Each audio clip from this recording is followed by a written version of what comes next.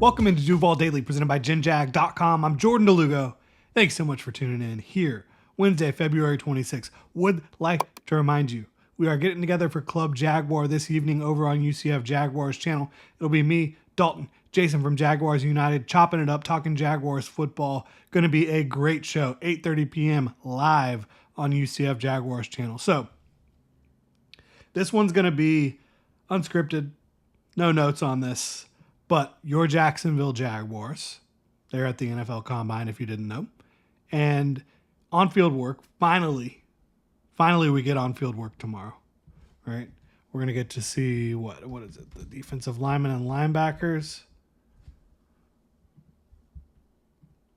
Like I said, no script here.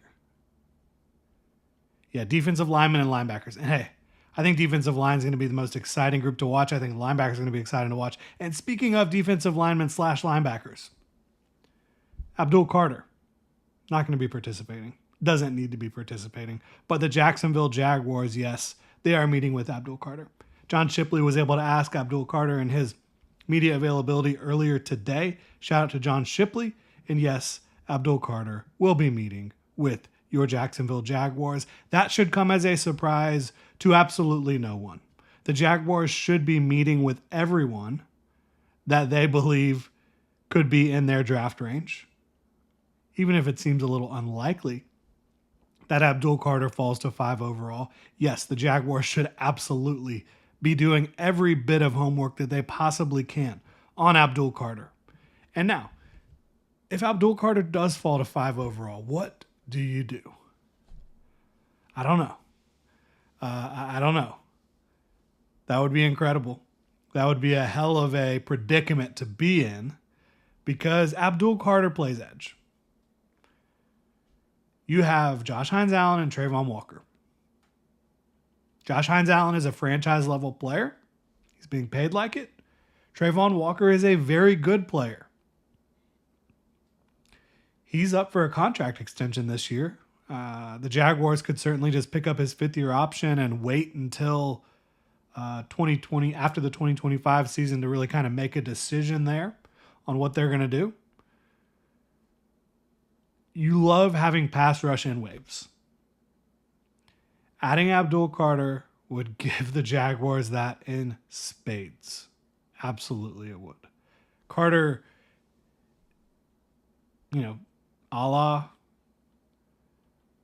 one of the best edge rushers in football right now. Micah Parsons, Penn State off-ball linebacker, converts down to edge and looks unbelievable doing it. And, this was his first year at edge full-time. And you saw, the gears spinning. You saw it taking a minute to kind of really hit for Abdul Carter early on in the season. As soon as they got into conference play, Abdul Carter shined as an edge rusher. And he is incredibly explosive. He is very strong. He generates incredible speed to power with his explosiveness and strength in his frame. He's 6'3", 250. He had 66 pressures and 13 sacks.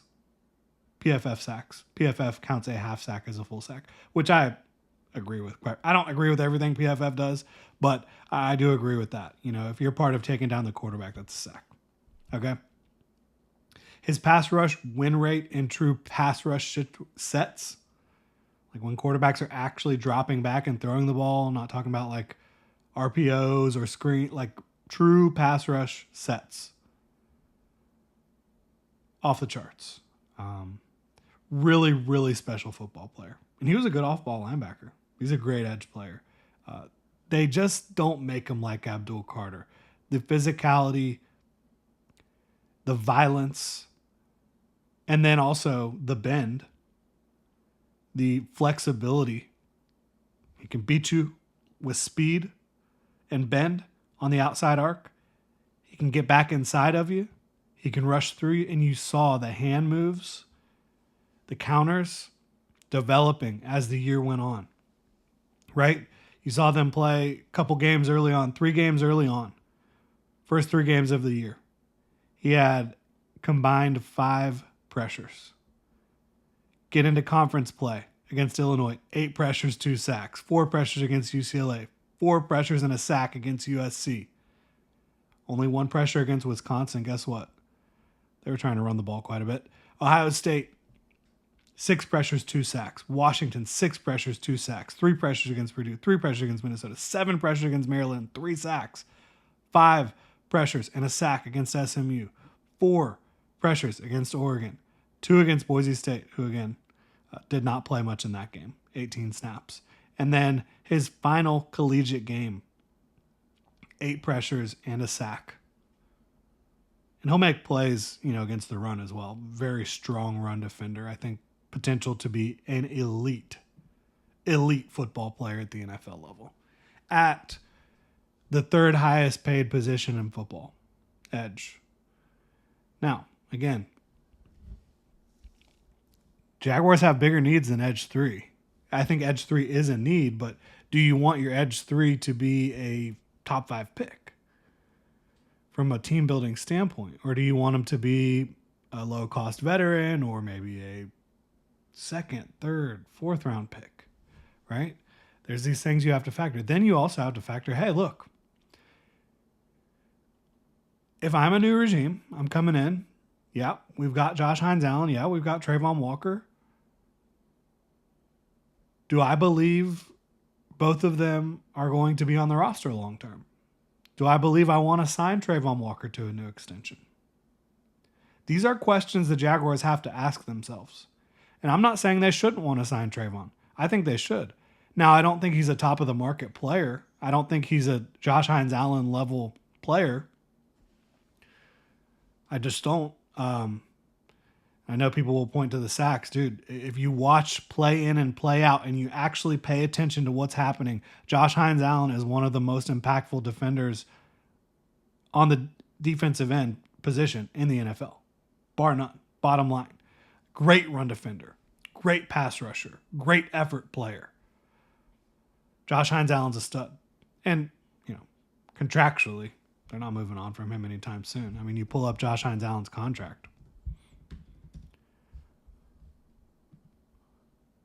Realistically, the earliest the Jaguars would move on from Josh Hines-Allen is 2028.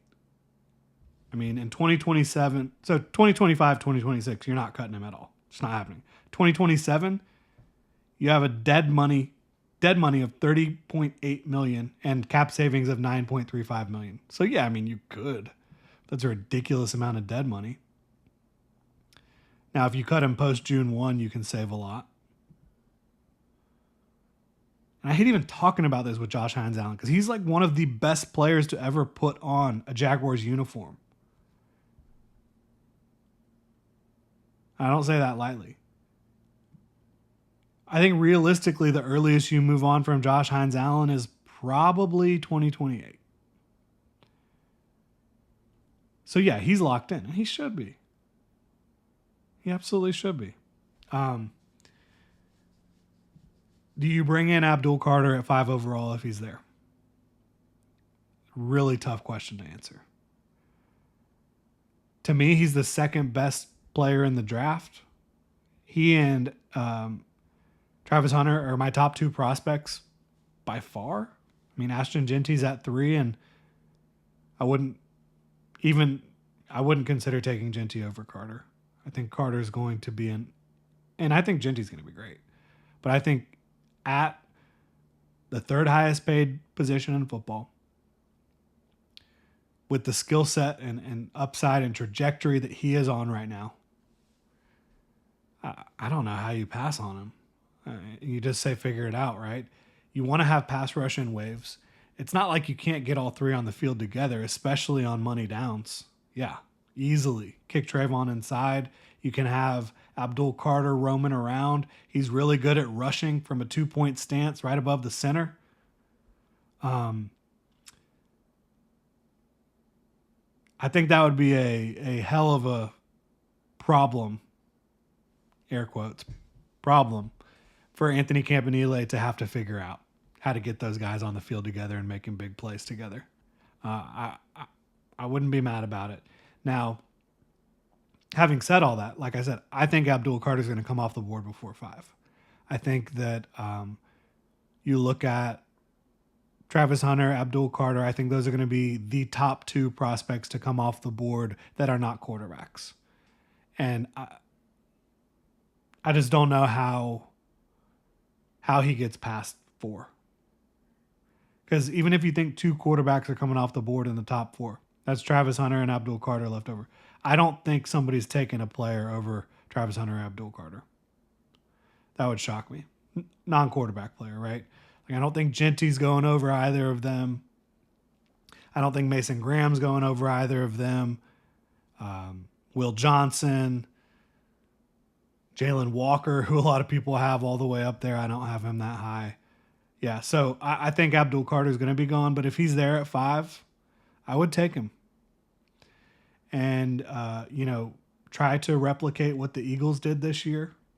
Look, you don't have to go defensive line at 5 overall to get a really good defensive lineman in this class. I think you can wait till day 2 if you need to and get an impact guy and have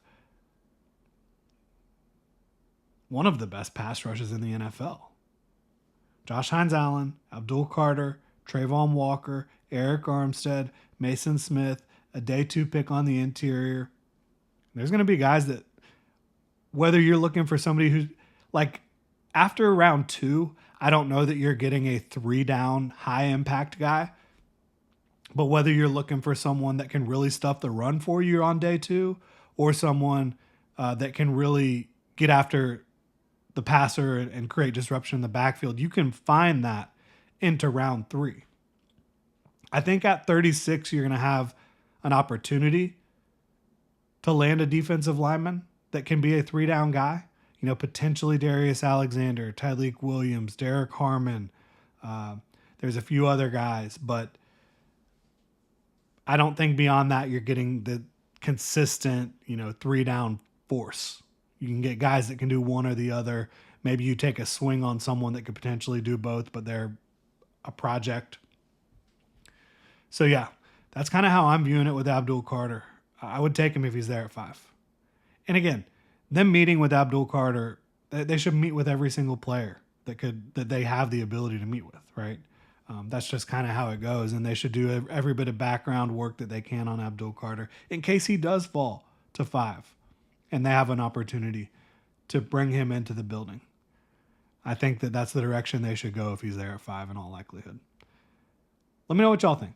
Drop your thoughts in the comment section below. If you enjoy the content, please like and subscribe. Y'all have a good one.